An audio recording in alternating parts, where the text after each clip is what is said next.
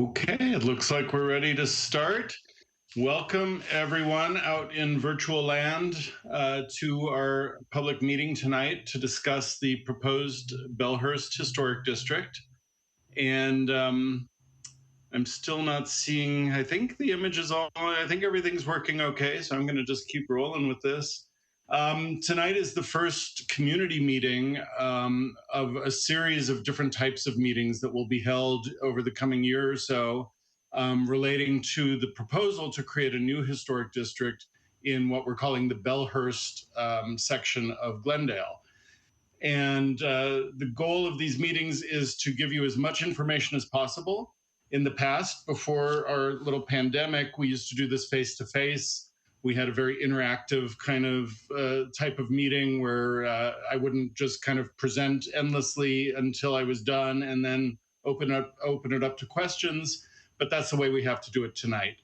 So what I have in store for you, or we have in store for you, is a slideshow discussing historic districts, because since this is the first actual meeting we're having with members of the community, you may not be familiar with historic districts in Glendale. I assume many of you are, but if you're not, we're going to give you a little basics on that. We're going to focus on Bellehurst specifically, and then talk about the process, how a historic district is designated, what the steps are, quick overview of that. And then the real meaning of tonight is going into answering your questions.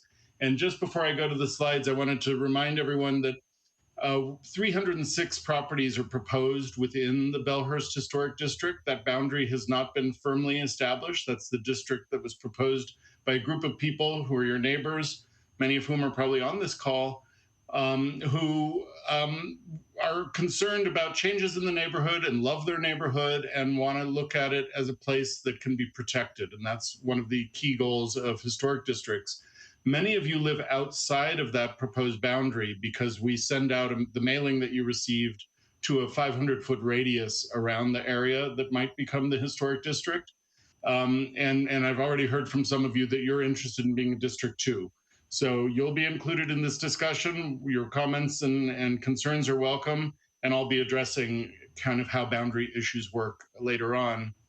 So what I'm going to do now is start the slideshow part of this evening and run you through some basic information about the Bellehurst area, like I said, and move forward. So this is a lovely image, a stylized image of Bellehurst that was part of some of the promotional materials originally put out by the developer. And we'll see a few more of those as we move on.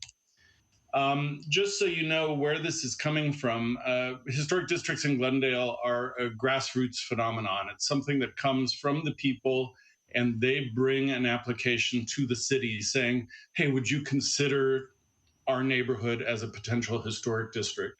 So back in November of last year, the proponents of the district, who'd prepared a very nice application full of historical information that I'll be basing a lot of tonight's presentation on, came to the Historic Preservation Commission and said, here's what we're proposing. Here's a district. We think it's worthy. What do you think? So at that meeting in November, the Historic Preservation Commission, I'll also call them HPC at different points tonight, they said, yeah, it looks like there's something here. It looks like there's a possibility that you're a district. This is a very preliminary determination. And like I said, it's going to be over a year, almost certainly, before any decision is made at the end of this process by City Council. And what HPC also did at that meeting was allow the proponents to circulate petitions asking that the city conduct a historic resource survey, which forms the basis for whether or not the district is eligible under the city's kind of ordinances and the kind of rules that we have for this. So I'll talk more about that in a couple minutes. I just wanted to give you the basis. In terms of what we're going to talk about, I kind of covered this quickly. You know, we're going to talk about districts. What are they? Talk about what's been proposed for Bellehurst. Very important, and you may have questions that go beyond the slides I have tonight. What happens if this district is designated? What happens to you if you're a property owner or a resident of the neighborhood, in terms of design review, in terms of any requirements that might be applied to the properties, And then also there are some opportunities, perhaps even a property tax reduction for certain properties. So we'll talk about that. I have information about historic district guidelines that we'll get to if you have specific questions. And so that may come after. I should have reordered this because I didn't want to kind of hit those slides too early. And then we'll open it up to questions. This is part of a two-part process tonight. On the public notices that you got in the mail, it also announced that we're having a Historic Preservation Commission meeting on April 15th. And that's the meeting where they're going to kind of look at the petitions that have come in and say, hey, it looks like we have enough signatures on these petitions to move forward into the next step, which is the city hiring a consultant to do the survey that I mentioned. So that's April 15th at 5 p.m. That's also going to be a virtual meeting that you can also access the same way you access tonight's meeting, which is at the website glendaleca.gov, planning meetings, plural notices. So planning meetings notices. I also put this QR code up on your screen. If you're quick, I'll leave it up for a second. If you're quick, you can scan that on your phone. And what that's going to do is open up a web page from the city website and scroll down a tiny bit, and you'll see the Bellehurst district.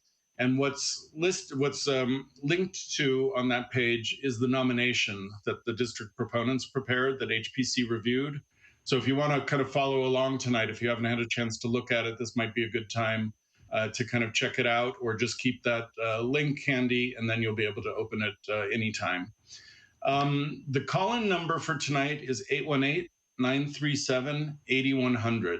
And what that means is after I finish my slideshow, I'm going to open it up for your questions and comments and give you the opportunity to have what passes for a dialogue in these virtual meeting days. But everyone will be able to hear your questions, and hopefully we'll get a lot of interest from you to kind of see what your interest is in the district and answer any questions you have. If you support or don't support the district, I'm happy to hear that and welcome those comments also. Probably more important to raise those when we have public meetings in front of the decision makers like Historic Preservation Commission on April 15th. But tonight's a good night to talk about that, and maybe we can get into a discussion if you wanted to kind of learn about nuances of what it is to be in a district. So if you didn't scan that QR code, I'm moving on. So just a couple of slides talking about what historic districts are. It's a phenomenon that exists around the world. Many countries have areas that are considered as historic districts. There are thousands of historic districts in the United States, hundreds and hundreds of them, if not thousands, in California, and then many districts around the Los Angeles area. Many cities have a similar process. In Glendale, we call our districts, in our official planning language, historic district overlay zones, but you can think of them just as historic districts, and that's the term I generally use because people kind of get it, and doesn't sound as weird as an overlay zone. But anyways, the idea is that districts are areas that are definable. They have a boundary, and that boundary encompasses a group of properties that have some connection.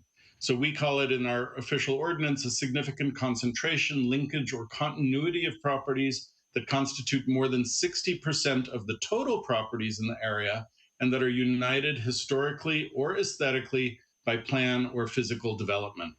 So Bellehurst is an interesting neighborhood. It's very similar to Rossmoyne, which I assume you guys are all familiar with, in terms of it was developed all at once by one developer who had a grand vision for the area. So the way the blocks were laid out, the names of many of the streets, the kind of overall sensibility of the neighborhood was developed in 1923 by the same company that we'll talk about in a second. It does seem to fit the definition of a historic district, but it ultimately is the decision of city council whether or not this area becomes a historic district. Historic districts, because of these connections and these historical and developmental links, are worthy of protection. And that's kind of why people want to have historic districts in most cases. They want to see the character and the feel of their neighborhood protected, not just today, but for many years, generations to come. We started this process back in 2006 and 2007, where the city created a historic district ordinance and also a set of historic district guidelines to give design guidance to owners who want to make changes to their properties. And over time, there have been a few adjustments to the ordinance, but basically, the thing you should know is that these are kind of codified in the Glendale Municipal Code. So it's a type of land use regulation that we do, and it focuses on the historic character of the properties. Why should we designate districts? In our ordinance, we give several reasons. These are beautiful neighborhoods in most cases. We think that preserving the beauty and protecting these places helps with the quality of our physical environment. In many ways, I think a lot of you may share the idea that it affects the quality of life when you live in some of the historically protected neighborhoods. And what we're doing is protecting against any changes, any alterations or additions or new construction that might lessen the character of the neighborhood. And I'll talk in a minute. We don't tell you you can't make changes, but we tell you we hope that we can guide those changes in a way that's going to keep the feel of the neighborhood intact. I won't read all of these. There's some evidence that historic districts can kind of stabilize and perhaps even improve property values. We don't have any direct evidence in Glendale, but lately there have been many studies done around the country. For a while, we just had a handful. Now it's much more common to have actual statistical studies done that prove that in those areas, at least, that historic districts do help stabilize property values. And ultimately, the last bullet point talks about the city has a goal. We want to make Glendale an attractive and desirable place to live. And we do that in many different ways throughout the city, and historic districts are one of the ways we can do that as a city. So I wanted to jump into kind of the application that was presented by the district proponents, all of whom own property in the Bellehurst area. And they've found a lot of interesting information that is included in the nomination. And hopefully, if you haven't uploaded it already, you'll be able to do that. It's both in the mailing, and that QR code will link you to it. Just a rough sense of where we are in the universe of Glendale, almost in the heart of the southern part of the city, kind of in the foothills, just at the foothills of the Verdugo Mountains.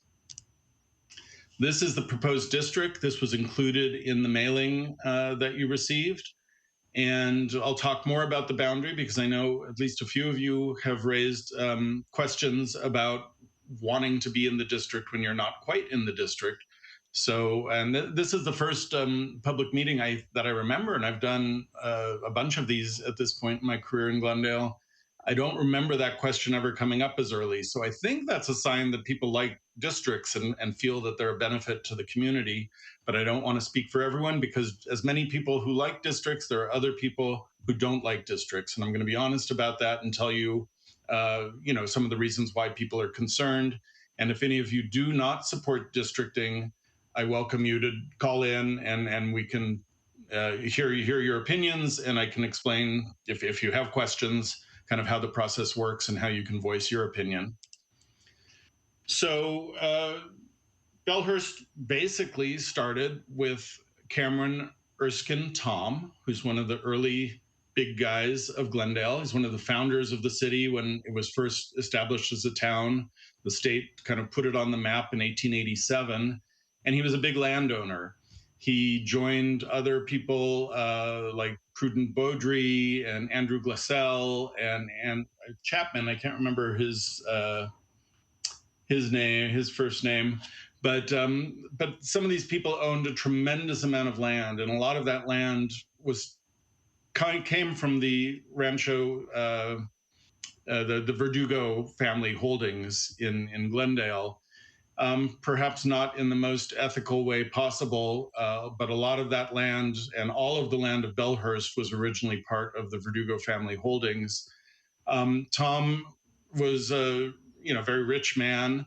He made his money through land acquisition, starting orchards and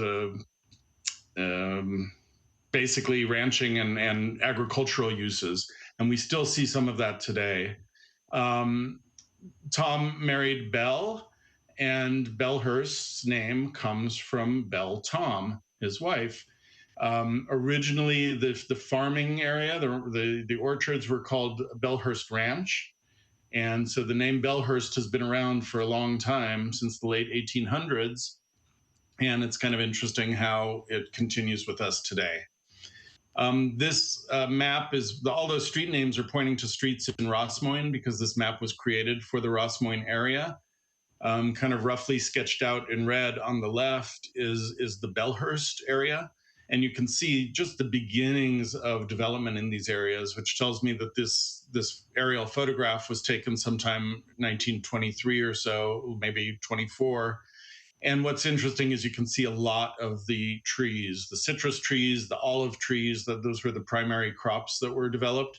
And many of you may actually have olives or orange trees, or maybe some other citrus on your properties that very likely date to this period. So it's kind of cool that some of these trees have witnessed the end of the farming era, the agricultural era of Glendale, and Glendale becoming, the fourth biggest city in the county, one of the bigger cities in the state, and the Glendale that we know today.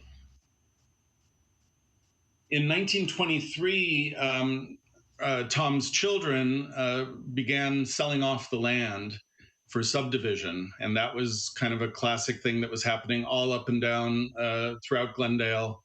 The foothills of Glendale, most of the development going all the way to the west side along Mountain Street and along Kenneth Road, those areas, and then coming all the way east and then extending up into the woodlands, started getting developed in the teens and then especially the 20s. So in 1923, the Walter Lemert Company began the subdivision. They acquired ownership of what's now Bellehurst, and they started to subdivide for residential uses. And Lemert came down from the Bay Area. That's where his career started. And he was a residential subdivider up there. And Bellehurst was his first subdivision in Southern California. But he really made a big mark here. He ultimately lent his name to the Lemert Park subdivision, which is a beautiful neighborhood in South LA. He did subdivisions in Beverlywood, in Baldwin Hills. He was quite an important developer, and we're hoping through the process of hiring a consultant that we can kind of put Bellehurst into that broader context of what the Lemert Company did, and then also into the context of how other development occurred in Glendale, such as Rosmoyne, and many of our other neighborhoods like Brockmont Park, North and South Cumberland Heights, areas that were associated with some of the early families of Glendale in a lot of ways.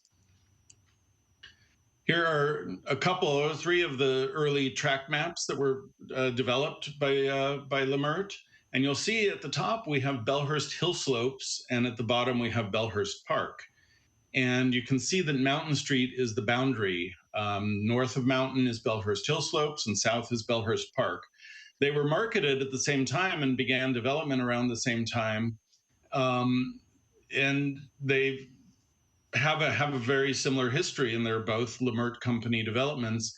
And what's interesting about this historic district is we had two different applicants originally start the process of trying to create a historic district.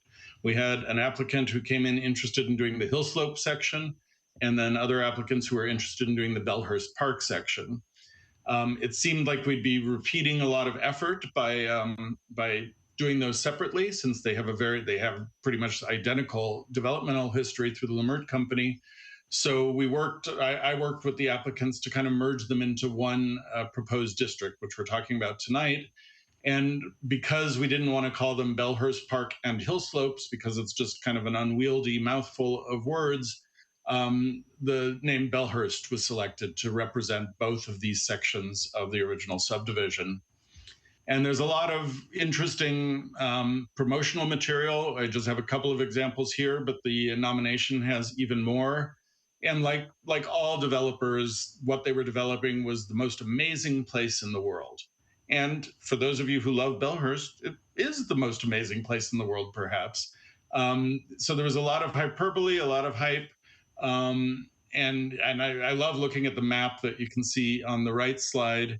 where you see the Bellehurst Park practically touching downtown. I think that's touching Durand Street or coming close to Lexington, which, as we know, isn't even close to the case. But they were trying to make the point that Bellehurst was part of Glendale, close to Glendale, but was removed. It was park like, it was up in the hills, higher elevation, healthier air.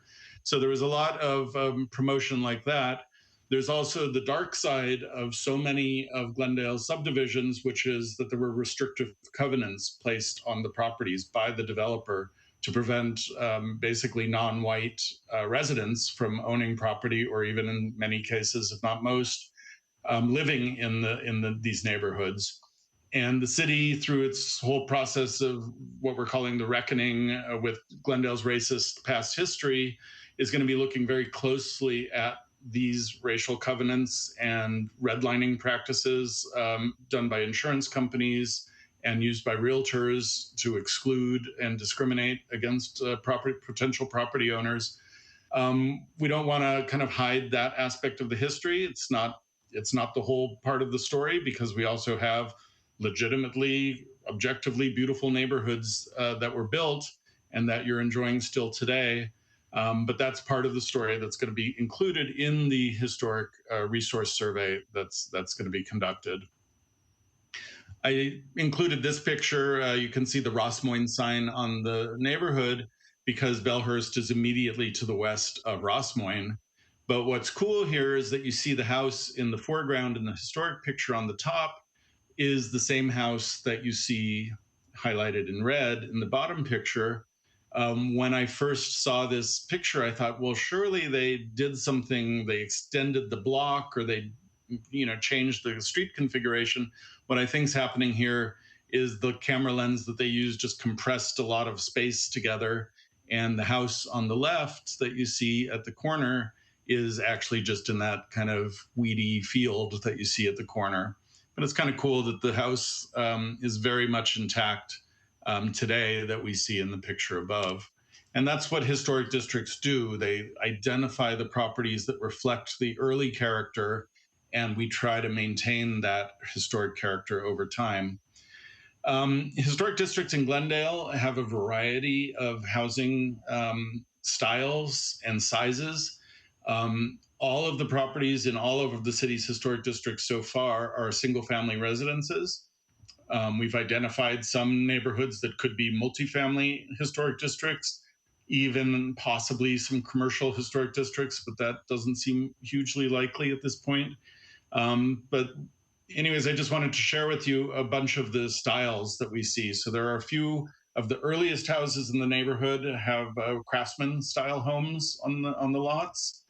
The bulk of properties, probably the most prominent style, is the Spanish colonial revival that you see in the top two photos. The bottom right is a similar related style called the Mediterranean revival. And we have some of those scattered through Bellehurst. The house on the left at the bottom is unique in the neighborhood and very rare in the city in general. It's kind of called a Pueblo revival style house. This is the only one in the Bellehurst area. And it's so rare that our historic district guidelines that kind of try to cover all of the styles that we have in our historic districts don't have a section for Pueblo revival. So part of the historic resource survey is going to be for the consultant to create an entry that we're then going to transfer into our guidelines, so that as more districts come online in the city, we're going to make sure that our guidelines cover every type of property that we have. So the Spanish colonial revival houses were popular in the 20s and 30s. A related style is the Monterey revival, which has two variations, the kind of more Spanish looking one on the right, and a more kind of colonial revival, if you know that style, kind of focus, as you see on the left. These were also popular, especially in the 30s. And then we have other period revivals. So all of these styles were popular in the 20s and 30s and kind of picked from historic styles, like from Spain and from France and from England and from the early American colonies on the East Coast. So we see a couple of Tudor revival houses at the top, a French revival on the lower left, and then an American colonial revival on the lower right. And as we move forward in the timeline, we have different styles coming up. So we have a style called minimal traditional. We have ranch house styles.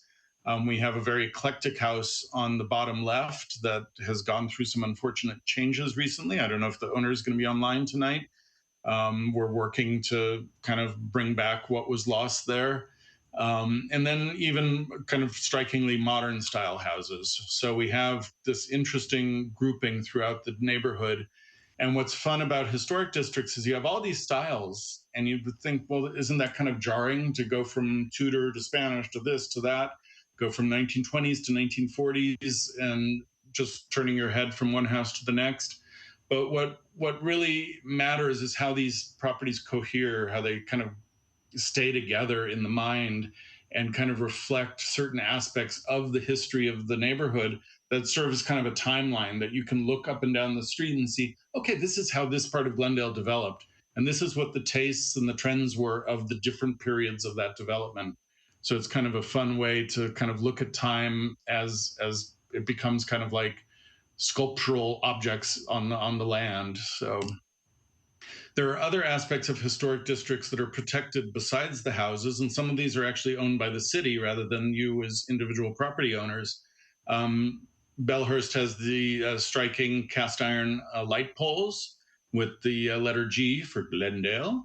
And then some of the streets, like Mountain on the left, and I'm going to blank. We have the camphor trees on the right, and the Canary Island pines on the left. So when we have these consistent patterns of street trees, that's something we also try to protect in our historic districts. And the applicants were very excited that so many of the original kind of stamps in the sidewalks, the concrete stamps that were put by the contractors who did the curbs and gutters and sidewalks during the initial days of the development, some of those are still there. And these are things, it's hard to protect these because we don't always know when Public Works is making a change, but we've had many residents from historic districts call us when they see that they're starting to do sidewalk work. And we've been successful in trying to keep some of these things intact over the years. So I encourage you, that's one reason why, as people living in a potential historic district and perhaps ultimately a designated one, you want to stay in touch with me and my colleagues in the planning division. Actually, I don't even think I introduced myself. Hey, I'm Jay Platt. I'm a principal planner with the city of Glendale, and I focus on historic preservation and design issues. And sorry about that. I totally didn't even think that most of you probably have no idea who I am.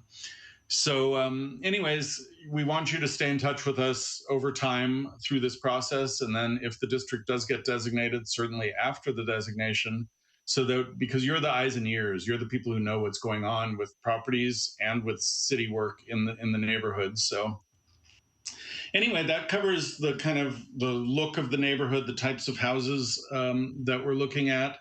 There are certain requirements or certain things that the city ordinance asks from the applicants for historic districts.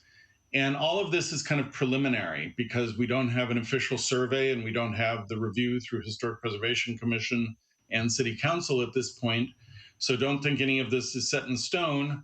But we did look at the nomination, working in conjunction with the applicants. We came up with Bellehurst, as I mentioned, as the most appropriate name.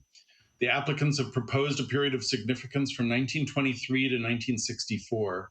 And period of significance is important for us because it basically tells us what is the time that this area told its story. When did the story of this neighborhood finish? Not finish in terms of it continues because you all live there and life goes on and things change, but when did the neighborhood become more or less the way it is, the way we see it today? 1923 is obviously the starting date because that's when Lemert Company began its subdivision. So that's an easy date to establish. 1964 is more open to discussion. And that's one of the things that a consultant would do as they look at this. They're going to look at your properties and see, when did the neighborhood get built out? When did it really come to feel the way it does today? Whether that date is 1964, a little earlier, a little later, probably not too much later, but likely a little earlier. That's going to be the consultant's decision that will then be reviewed by the decision makers to get concurrence on that. And then period of significance is also important because it helps us determine which properties are contributors or non-contributors. And at the beginning, I mentioned that 60% of the properties in the neighborhood need to tell the story, need to be intact enough to be considered contributors, and that's built into our ordinance. And so some of you were like, what's a contributor? What's a non-contributor? And it's pretty straightforward, hopefully. I'll explain it. And if you have questions, please let me know. Basically, contributors are built inside that period of significance, and they have not been altered too much over the years. They retain enough historic features to contribute to the character of the district. It doesn't mean they've never been changed. It doesn't mean that they don't have issues. Some of their windows may have been replaced. The stucco may have been restuccoed. It may have a roof that's not quite right. But it still has enough character, enough historic features to be called a piece that contributes to the bigger picture of the neighborhood. A non-contributor is either built before or after the period of significance, which just makes it a non-contributor automatically. In Bellehurst, we don't have anything built before 1923.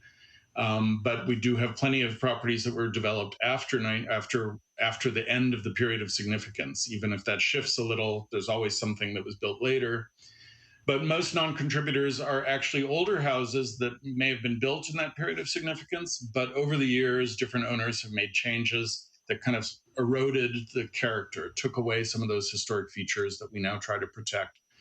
I'll talk about why this is important later on if you have questions. But just in a nutshell, contributing properties are regulated under our historic district design guidelines, focusing on the style of the house.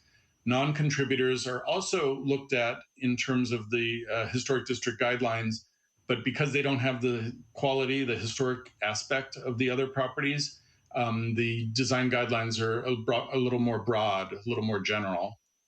So if you have questions on that one, I'll be happy to help you.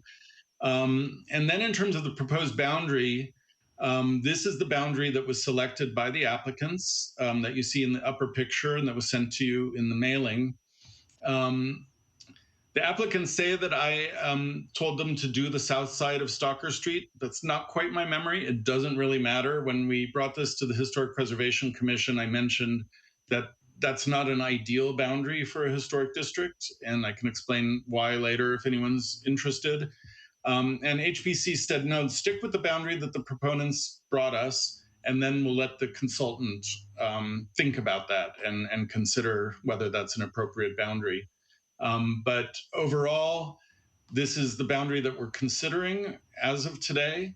I've heard from people who live south of this boundary who say, I would love to be in a historic district. And I've heard from people who live up at the north, the top right corner of the upper map image, who also would like to be part of the historic district, which is great.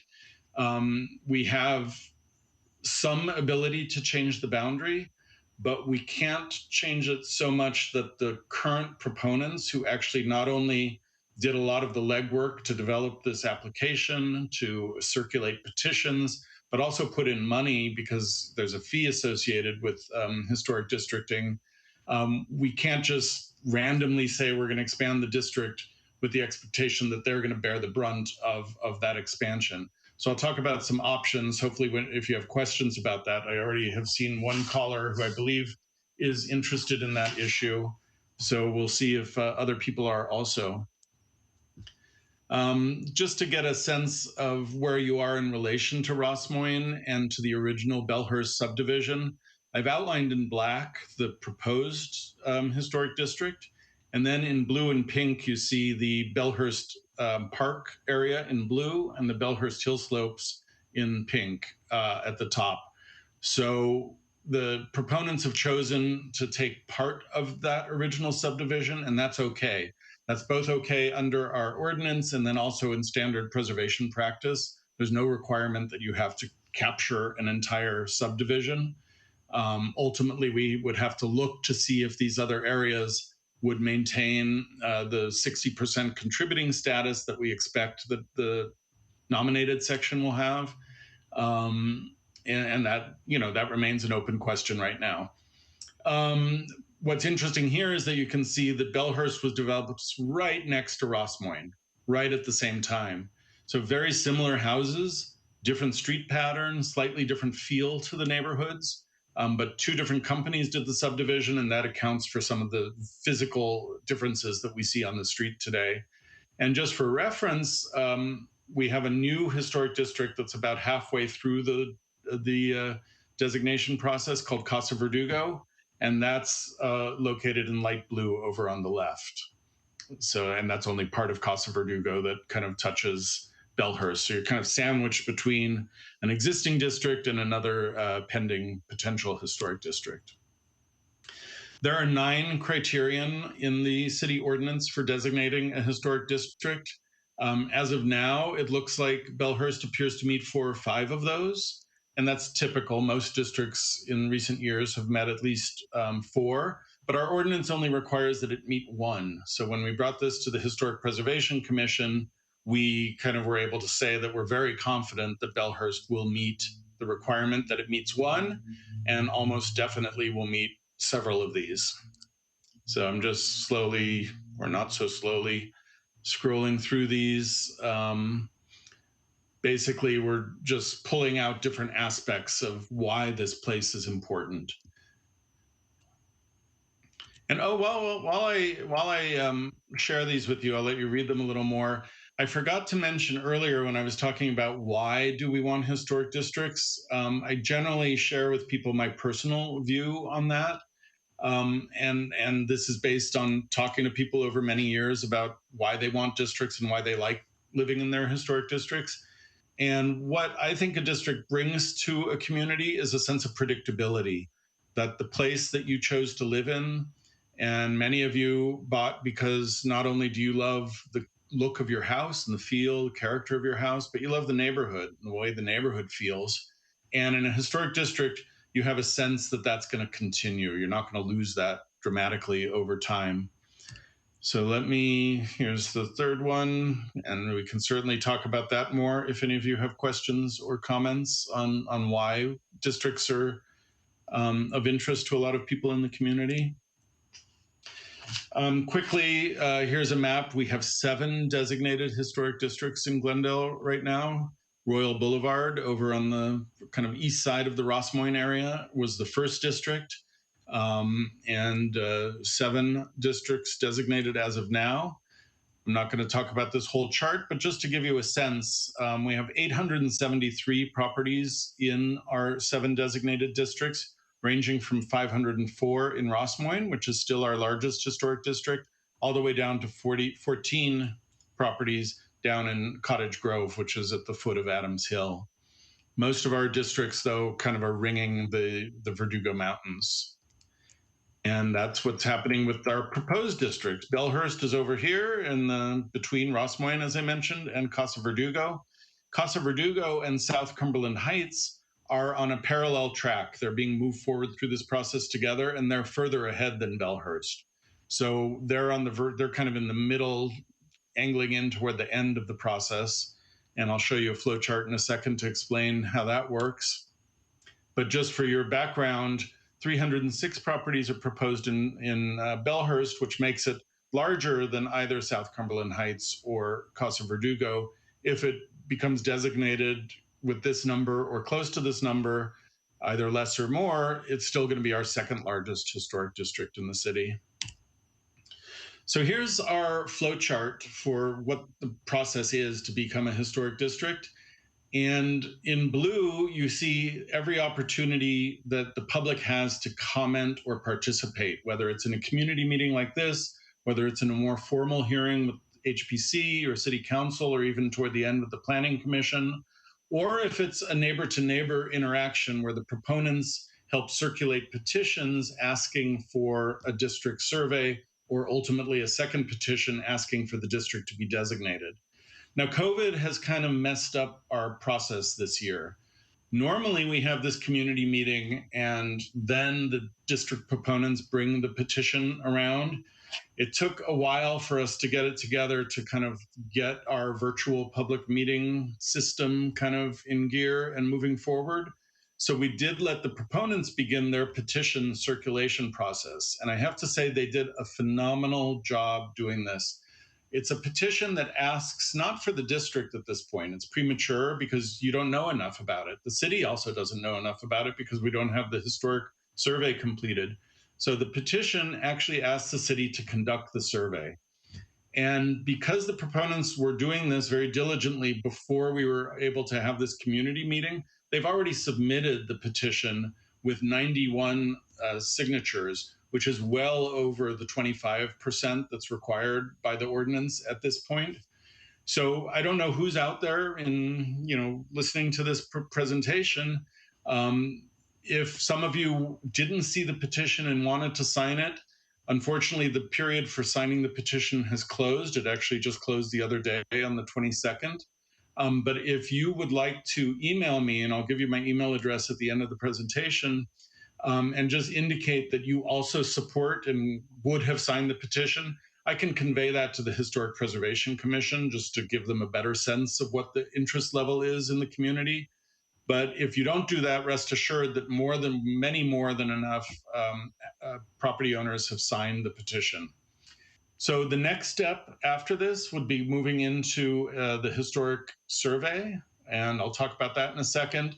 And then moving forward, we continue to have public meetings. Once the survey is conducted, we're going to have another meeting where you actually get a chance to review the survey form prepared for your property and the overall kind of historic narrative that's part of the survey. We go back to HPC, then there's a second petition. This is the big petition where we're asking you, do you want a historic district? You're directly telling City Council, we who own this property would like to have a district. Or if you don't sign the petition, you're basically saying, I don't want a district. In many cases, though, we don't hear from people. So we can't say that everyone who didn't sign the petition actually opposes the district. There's also a process for people who actively oppose the district. And that's something that isn't on this flowchart, but it's possible. And I have information for you about that. So if anyone tonight is concerned or interested in kind of being a proponent for not having a district, we do have a process for that also. Then in the home run stretch, we have a final meeting with the Historic Preservation Commission. Because this is officially a zone change, even though we call it an overlay zone, it's a zone change. We go to the Planning Commission, and then we go to City Council for final review. So next steps, as I said, the petitions came in. We're going to HPC on April 15th to review the petitions. If HPC says the petitions look good, which I have no reason to think there's anything that would keep them from saying that, they're going to allow us to put out a request for proposals for historic preservation consultants who will then return bids to the city. We're going to take those bids to City Council. We're going to select a preferred bidder based on the quality of their proposal and sometimes their timeline and the price of their proposal. We factor all of these things together when we analyze them. And then we go to City Council asking for funding for the proposal. So far, City Council has funded every request for a historic district. So I see no reason why that would stop. And then if council gives us the money, we hire the consultant, enter into a contract, and begin the process. And that's where it's a little uncertain. It can take many months for a survey to be done, especially when we're looking at over 300 properties. So the timeline gets a little more uncertain. But definitely within the course of this year, if this gets approved, in the first half of the year, we should have the survey done definitely before the end of the year, and then kind of move forward with the process. The most important thing for many of you, and this will be the last group of slides that I share before we open it up for questions, is what happens if Bellehurst becomes a historic district. And this is important for people who support the district. It's important for people who may be curious, not understand what a district is. It's also important for people who may not be fully supportive of a district if they support it at all. So I kind of start with the things that I hear most often from people who are concerned about districts. People think like if you become a property owner in a historic district, that we're freezing your property in time, that you'll never be able to make changes. And this is totally not the case. We know that buildings change over the course of their history, over the course of history. Every building in the world changes over time in some way or another. And that's going to continue in a historic district. What's important to think of is this idea that our goal through the ordinance is to protect the character of the neighborhood. So what we do is we manage the changes. When you come to us, we don't go to you and say, you need to change your property. When you come to us and say, hey, I need to replace these windows, I need to put a new roof on my house, I want to build an addition, I want to put an ADU in the backyard, we're going to review all of those things, and we're going to make sure that they don't diminish the character of your property or the neighborhood. So that could mean the design is going to tweak a little bit from what your initial proposal is, but hopefully we can work together to find something that satisfies you and then also meets the historic district guidelines. So that's this idea of managed change, and that's kind of one of the essential aspects of historic preservation and of historic districts. That's really important to me as a person professionally working with you as property owners, is to develop some kind of partnership where hopefully you understand why we have to have certain regulations, and you also see that we're flexible enough to kind of meet your needs in almost every case. The only parts of your property that are subject to historic design review are the parts that we see from the street. Anything that we can't see from the street, we can approve. So the easiest way to understand that is in a historic district, we don't allow vinyl windows for the windows you see from the street on a contributing property. We allow fiberglass windows, we allow wood windows, we allow steel windows, we allow aluminum clad wood windows. So we have a range of window types that are potentially allowed. But if you propose vinyl windows on the back of your house, we don't care. That's your business. It's what you see from your backyard. So we're going to be okay with that. We also don't regulate any interior changes. So you want to remodel your entire house, not a problem. As long as those interior changes don't affect how anything from the outside that we can see from the street, go for it. You'll have to get permits. There still may be some level of design review, for example, for an addition at the rear of the house. That's not an interior alteration, it's actually new construction at the rear. We're going to look at that. We're going to use our regular citywide design guidelines for that section. We're going to consider how big it is, how it might impact the neighbors, but we're not going to tell you it has to have a certain kind of roof or a certain kind of siding or a certain kind of window. That's kind of your call. As I mentioned, we have the historic district guidelines that guide us through this process, and they're there for you. They guide you through the process. When you hire a contractor or a designer, you can share the guidelines with them also, or you can direct them to me and I'll help them understand how the guidelines work. And these also help with that sense of predictability. So you can kind of go into the project knowing what makes sense, what's an easy approval, and also what might be a harder approval that has to be reviewed by the Historic Preservation Commission. So the final bullet talks about design review. It's usually often done by staff, but certain things have to go to the Historic Preservation Commission. The thing that happens in historic districts is the design review board, DRB, will never be involved. So you'll never have a situation where you have to do DRB and HPC. You only have Historic Preservation Commission if it gets to that level, but very often, in most cases, the review can be done at staff level if the work meets the historic district guidelines. Some people are concerned that the city's going to start forcing them to do work on their property because they're in a historic district. That's not the case. If you have routine repairs, maintenance, you want to fix some stucco cracks, so glass in a window breaks, and you just need to replace the glass, but you're not replacing the actual physical window, we don't need to know about it. We don't review it. You don't need a permit. The fees for doing any work when you come in and try to pull a building permit, there are certain fees that are determined by the scope of the work. The fee structure is the same inside districts as outside districts, and the same is true if you need to go to HPC. The fees are the same to go to HPC as they are to go to DRB. The zoning, most of you live in either an R1 single family zone or an R1 single family hillside zone. That doesn't change. So all of the setbacks and height limits and parking requirements of the zoning don't change just because you're in a historic district.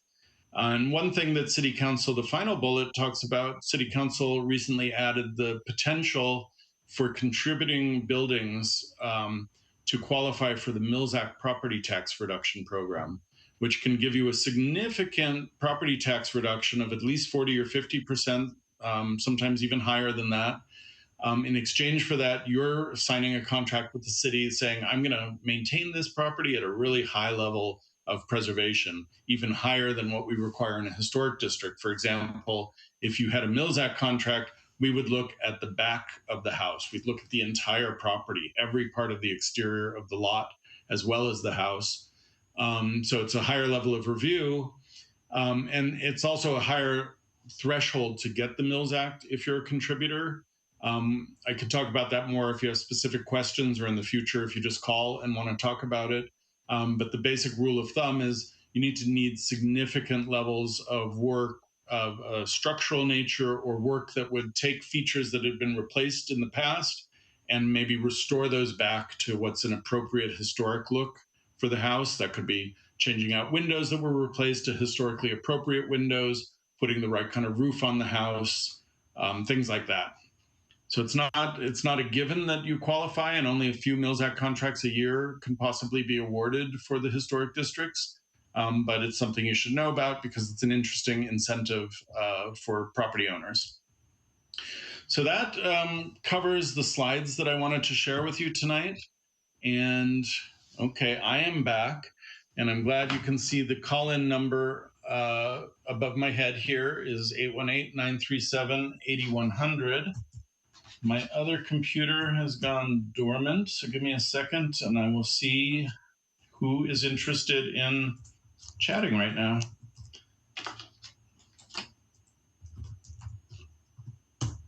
I know I covered a lot for you, and probably a lot to take in. And let me actually go back before we open the calls. I forgot to move a slide, so I want to kind of leave a slide up that's kind of a few slides forward from this. Here's my information. So sorry for the belated introduction, but now you have all the information you need to reach me. My email address, jplatt@glendaleca.gov. My direct phone line is 818-937-8155. I also give you this YouTube link, which is in the mailing that you received for this meeting. So hopefully you still have that. The YouTube link will allow you to look at this presentation in the future if you're interested. If you've already sat through it, I can't imagine that that's the case. But if some of your neighbors or friends in the neighborhood haven't had the chance to join us tonight, you can share that with them if you think that this was valuable, and they can look at that and hear what we've got. So with that, I'm going to go to the callers.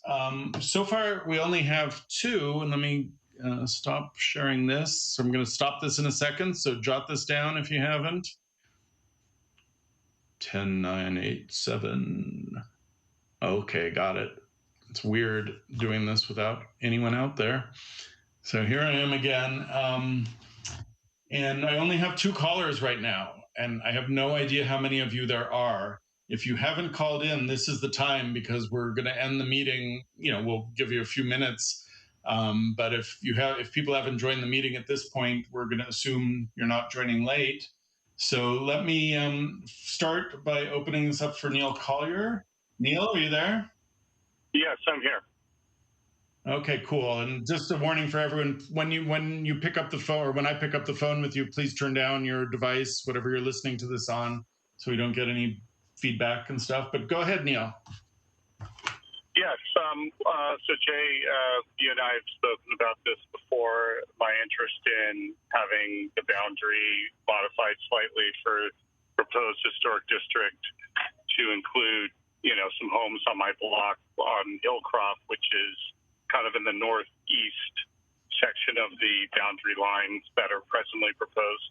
So I just wanted to kind of reiterate my interest in that, and just see if there's anything, that you would need from me to, further, support that extension. I'm sure other owners, like you said on the call, are also interested in modifying the boundaries. So I was just kind of trying to advocate for that as well.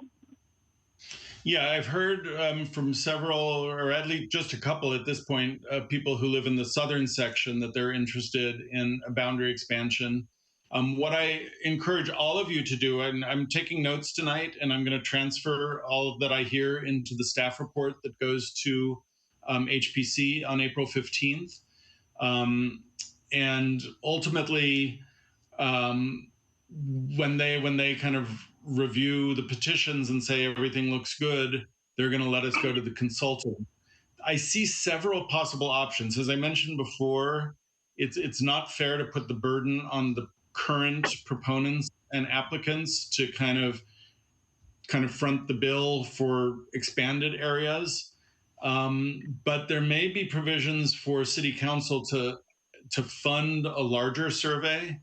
And then if the consultant finds that these added areas belong as part of the Bellehurst district, or there's an argument to be made to expand the district, that could be done as a second step. That's kind of what I picture the most fair and smooth way to go. And just so everyone knows, I showed you that flow chart with the blue boxes and all the public meetings that we have. City Council recently directed us to come up with a more streamlined process for districts. And part of my plan for that is also coming up with a streamlined process for expanding existing districts in the future. So that's going to be going to council sometime in the next number of months, sooner than later. So that would be another way that we might be able to expand the district. But just so you know, Neil, and I think I probably mentioned this to you, but for other people, we don't question too much the proponents' boundaries because they're doing the footwork and they know what they can handle. And doing 300 houses is a big effort, and it requires a lot of work from the people in the neighborhood.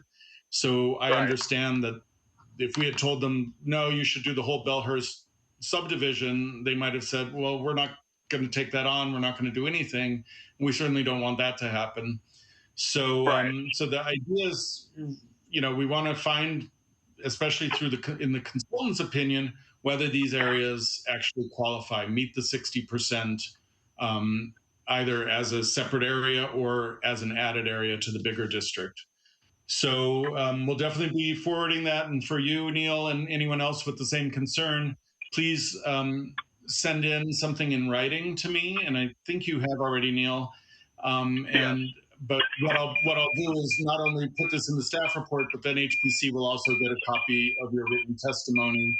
And then on April 15th, you can also call in so that you can actually speak directly with the Preservation Commission. So you'll essentially, so what I'm hearing is you'll reach out to us at the appropriate time if there's further, information needed from us or whatever. Yeah, you're not going to get another notice for April 15th HPC because that was part of the notice you already received. Right. So put that on your calendar if you did want to testify in person, and otherwise, yeah. Okay, so the April 15th HPC, just plan on being part of that. Yeah, and at that meeting, if the commissioners have questions, I can explain to them, the different potential ways that I see to expand a district in a way that's fair to the current proponents, but also obviously fair to the people who are just hearing about this district for the first time because you happen to be in the 500-foot buffer. And you might have said, if you had known earlier, I would have been all about it. And you might even be people who volunteer to become proponents for these expanded areas. And so we'll definitely be discussing it. So I've heard from enough of you. And like I mentioned at the beginning, this is the first time that I remember this happening in any of our districts. And to me, it's a really good sign that people are excited about districts. I think a lot of the initial fear that people had about districts back in 2006, 2007 has kind of, I don't want to say it's gone away because a lot of people still don't support the concept of districts. But there is demand and a lot of interest for these for this kind of land use change. So, great, all right, great. Okay, well, thank you so much. Appreciate all your efforts. No problem. Talk to you soon. Okay, our next caller is Nejda Avedian, who I know has been trying to reach me, and we haven't had a chance to talk yet. So unfortunately, this will be our first time with everyone listening. But anyways, Nejla, are you there? I am. Great. So sorry, I haven't. I saw your email and I have not been able to get to you yet. But this is a good time to start our discussion. Yeah, I appreciate it. First of all, Jay, thank you. Yes, I know you're busy, so no big deal. I think the question that I originally had, I think, was already answered through your the slideshow that you gave, which the question was about the ADA, which that ADU unit, which you already answered. So the other question I had was that if our house falls within the district and we don't want to be part of it, and right now I'm supporting the district, but I'm just giving a hypothetical situation. If I'm in the middle of the district and I don't want to be part of it, and the district gets approved, I have no choice but to be in it. Is that correct? If the district gets approved, yeah, we can't pull out individual properties from a district. It just doesn't work that way, not only in Glendale, but in districts around the country in general. But you do have the opportunity to, and it sounds like you're not sure where you stand right now, which is great, and we can help with as much information as will help you make a good decision ultimately. But if you support the district, you're going to have the opportunity to sign petitions. If you don't support the district, you have the opportunity to not choose to sign the petitions. Or actually, one's already finished. But the second petition requesting the district. And as I mentioned, there is a way to file an opposition petition. We haven't really done that except at the very beginning of districting when everyone was very nervous about it. So it's not something I focus on. But if you're interested in that, and it doesn't sound like you are at this point, but if you get to that point and you hear from others in your neighborhood that they don't support the district either, I can work with you to create a petition that you then circulate. It's a different kind of petition because it's guided by our city charter. So it looks at properties in terms of their street frontage rather than the signature of property by property. So it's kind of an interesting process, but you do have the opportunity to register that opposition with city council. And a normal city council vote for the zone change is that we need to have more support on city council if an opposition petition is filed. So it makes it a little harder to get the district unless city council is very supportive of it. So, but it doesn't sound like you're quite at that point yet. But let me go back to your first question about ADUs, because we do allow ADUs in historic districts. Two caveats. If you're building a freestanding ADU, it can't be visible from the street. If you're converting your garage into an ADU, we need to keep, if it is an original historic garage that's part of the character of your property, the part that we see from the street needs to still look like a historic garage, even if the inside is, someone's home. And so we have design review ways to make that happen, to give you a perfectly habitable, happy place for people to live. But it still kind of looks like it has a garage door. It doesn't change much as we look at it down the driveway. So it's kind of two ways to do it. People who own properties on a corner, and I'll just frankly admit, it's a little harder to do an ADU in a historic district on a corner property, but I believe we've done at least one, and we've done many ADUs in historic districts so far that meet all of our requirements, and the owners don't have any problem meeting those. So. Okay, so I think you use me as a good example because I am a corner, exactly. I'm a corner lot. And I'm actually on the south side of Stocker, which was the houses that you mentioned that you weren't sure why they included originally in the petition. I'm on the corner of Jackson and Stocker, right on the corner. Right. So my question to you for this, which would apply here, is our address is on Jackson, not on Stocker. All the houses that are on the corner of Stocker and, let's say, Howard or Jackson or whatever, their addresses are on the street that they're on. They're not on Stocker. They don't have any addresses on Stocker. So the frontage of my house would be considered Jackson, and the rest of my house, which shows on Stocker, would be considered my backyard, sort of. Right.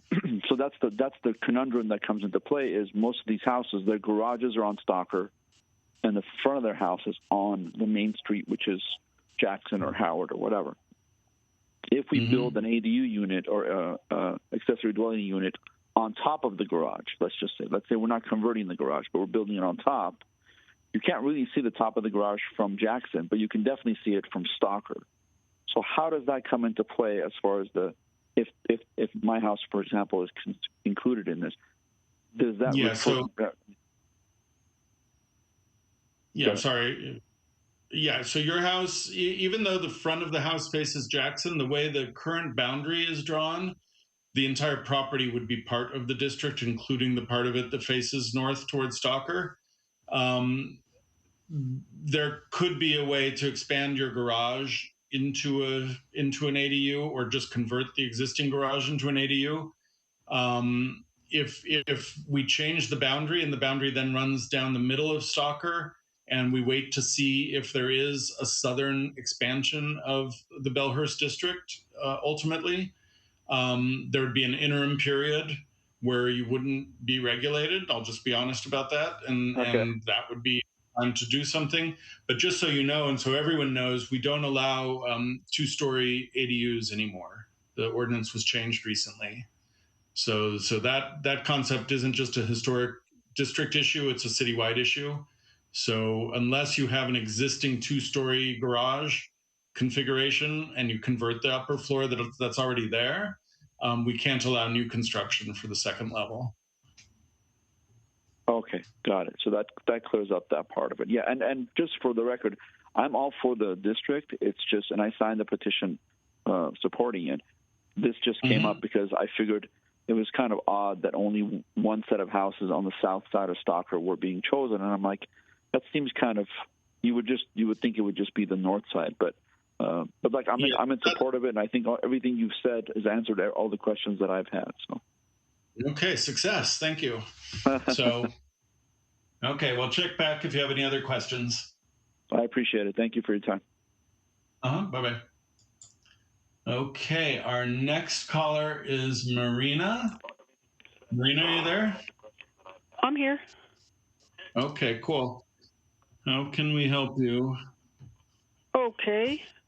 Is this Jay? Yeah, this is Jay. Oh, hey, Jay. I was looking at the computer.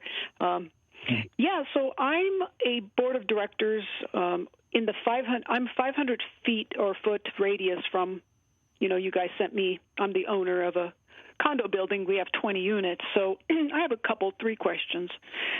How does if it passes the Bellehurst district, how would it apply to condo buildings? Would it be the same as you had mentioned when you standing on the street, you look at the front of the building of the house, ours being a condo building? Would that apply same as a house and a condo that's in the approved area? Yeah, what I would have to do, as far as I remember, the Bellehurst area that we're looking at, even if we extended it south, going down to Ethel and the Wash, I don't think that any of the condos are in there. I think your building probably got captured because you're over on, are you on Brand? What street are you on? I can't remember. I'm on Campbell Street, just south of, just like a few buildings south of Stalker. Yeah, so I don't think you're in the district. Even if we expand the district all the way to the south, I believe it's all single-family homes. If you want to confirm that, I don't have a good map in front of me to look at real quickly. If you want to send me an email, and I'll just confirm that with you. And it sometimes happens. That's why our mailing lists, when we capture condos and condo buildings, especially big ones, our mailing list suddenly jumps into huge numbers with people who probably aren't even interested or even eligible for the historic district. But it's just part of the process, so we keep everyone informed. So send me a note, and I'll check in with you about that specifically. So basically, you're saying it doesn't seem like condo buildings, apartment buildings, they're not included in this. We're talking single-family houses. In this district, it's possible that apartment buildings and condo buildings could be part of other districts in the future in other parts of the city. But to the best of my memory, there's not a single multifamily building in the Bellehurst area. It was developed as single family homes. So okay, because I am about 500 feet from Stocker, so I figured. Again, that was my question, so you answered it. Thank you. If condo buildings are included, but it seems like they're not. One other question, if I may. When you say, Sure. Once it's approved, again, I know I'm not included, as you just said. It doesn't seem like it. I do live in a condo. But who pays for the funding if and when this thing passes and it happens to be the proposed houses? It is going to be historic, and then who pays? Because you kept saying once the funding and well, who pays for it? Is it taxpayers in Glendale pay for this? Who pays for this? And what funding are you talking about? The funding for the consultant who does the survey? I guess when you mentioned it earlier, I heard you say funding, so I don't know how many fundings there are. But yeah, if that's what you were saying about funding, who pays for it? The only funding that comes out of the general fund is for the survey that's done. And that's money that the city pays. So yes, the taxpayers have contributed to the general fund over many years, and that money goes toward the survey. Got it. In the future, the only real money is theoretically part of my salary where I'm working on historic district issues comes through the general fund also. But that's not an expense over the years that's going to vary. That's just staff salaries, do all kinds of planning tasks that we have. Okay. I've been living in Glendale for 40 plus 50 years, so I was just wondering, never really heard of it, and I've been living in this building for 3 decades, so I was just wondering if we're even included, and how did this come about? I just never really heard of it. That's why I thought I'd jump into this call and ask a couple questions. So. I'm glad you called that. That's why we do this buffer, so that there aren't surprises just outside of the boundary that we're talking about, and sometimes to avoid surprises inside the boundary because it's hard to spread the word to everyone. So we do our best. Humans have done a great job helping with that. But keep my number handy if you have other questions. And like I said, if you just want to get super verified that you're outside the district, just send me that note. I will send you an email. Thank you for that. I have your email. So I thank you so much, Jay. Take care. Take care. Bye-bye. Okay, we only have one other caller. So if you're listening and you have questions, please call in quickly. We have Judy Matson on the line. Are you there? Judy? Judy Matson?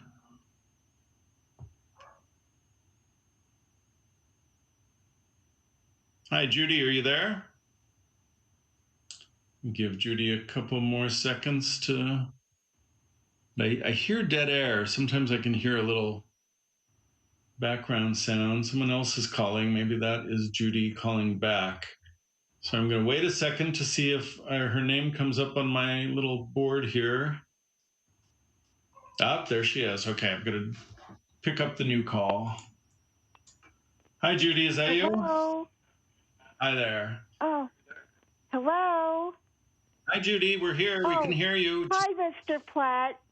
We're watching you from the Chicago. Hi. Can you hear me? Yes. Just make sure your sound is down on whatever you're watching me on. Yeah, I'm here.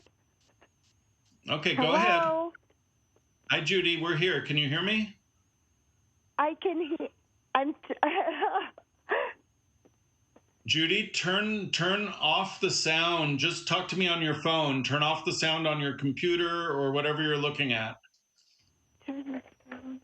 There she is. Okay, I'm going to pick up the new call. Trying to turn the... Hi, Judy. Is that you? Yeah, there's a delay, so it gets really confusing. Okay, I'm here. I can hear you. Hi, Judy. We're here. We can hear you. Mr. Platt, we're watching you from the Chicago. Hi. Judy, could you speak more loudly or into the receiver? Yeah, I'm here. Okay. Hello. I can hear the gentleman better, so go ahead, guys. Hello. Okay, perfect. I hear you. Yeah, I'm Judy? talking on my phone. Right, and you should be able to hear my voice also, right? Hello. Can you hear my voice? Judy? Why don't Judy, why don't just go I'm ahead. trying. Hello. Hi, can you hear me? I can hear you. Okay, then everything's perfect. Go ahead and let me know what you're thinking or what your questions are. Okay. First of all, my husband and I are watching you from Chicago, and we own a home on North Jackson Street, and it's currently a rental home. And we received your letter a week ago, and we're very interested in the historic area that's proposed. So I just wanted to make sure that we could be kept in the loop of what's going on. And if there's a petition that we have to sign, how would we be able to do it from Chicago? Well, what you could do is send me your address in Chicago. You don't live on North Jackson in Chicago, do you? Right. No. But we did There's a get the North letter in Jackson. Park Ridge, Illinois. Right. Oh, you're okay. So you're outside. But anyways, what I can do is make sure that the proponents have your address. You're also going to get mailings like you did for this meeting Yes. for several future meetings. So you'll definitely be kept in the loop for the future meetings. Good. But in terms of the petition, there's one more petition that's going to be coming, and it's a number of months away. Okay. Probably in the summer or fall, you'll be getting another petition. And so what I can do is make sure that the district proponents who actually do the circulation of the petition have your information. So if you could give me your address in Chicago, Yes. make sure you have the address of the property in Glendale, and then also your email address. And then I'll Okay. share that with opponents, and they'll make sure that you get a copy of the petition that you can sign. And because of Good. COVID, all of the signatures have been done, most of the signatures have been done digitally. Okay. So you'll be able to just sign it and email it back, and it'll be quick and easy. And just so you know, and for anyone else who's still listening, all property owners need to sign the petition. So if it's just you and your husband, both of you need to sign the petition. If your house is Okay. held in trust and anyone else is a trustee, 3, 4, sometimes people may need to sign the petition. So just keep Yes. that in the back of your head. It's not just one of you. So Okay, that's great. So should I send you an email with all our pertinent information? yeah, please. And did you jot down my email address? If you could repeat it, my husband will write it down. Okay, he will be your scribe. Yes. It's JPLATT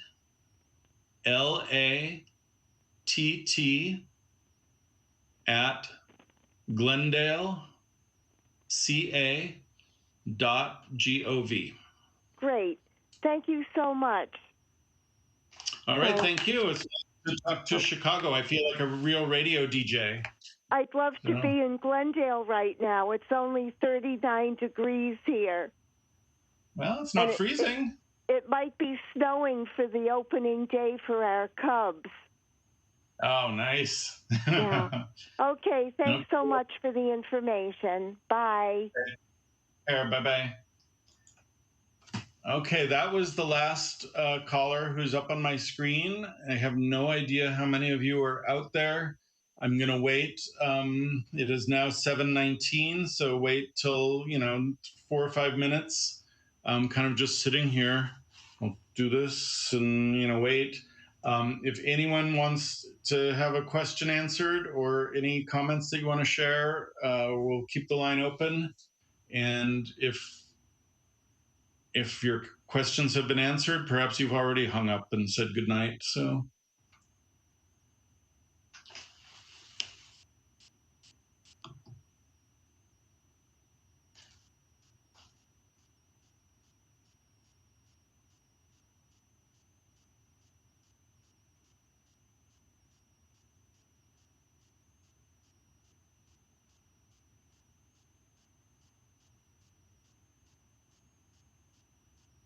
Thanks for coming. If any of you are leaving, if you're still here.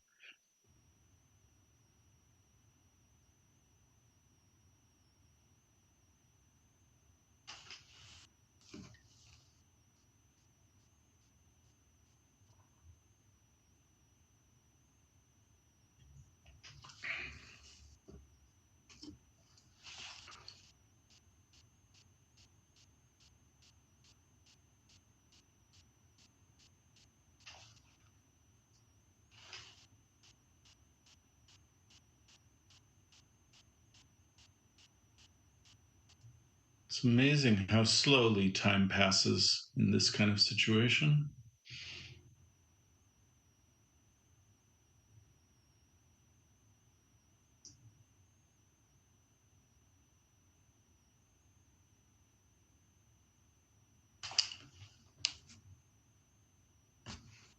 I'll give it another minute. I think I'm being ambitious by waiting too long.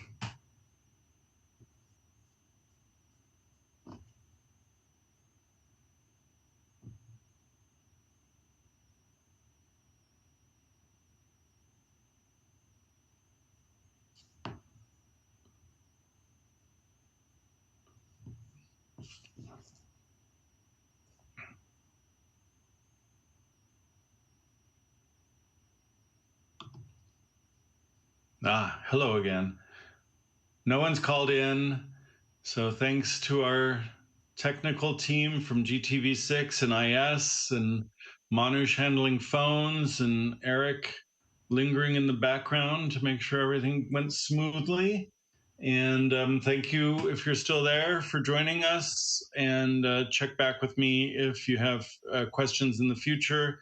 If not, we'll see you on April 15th at the HPC meeting. Good night, everyone.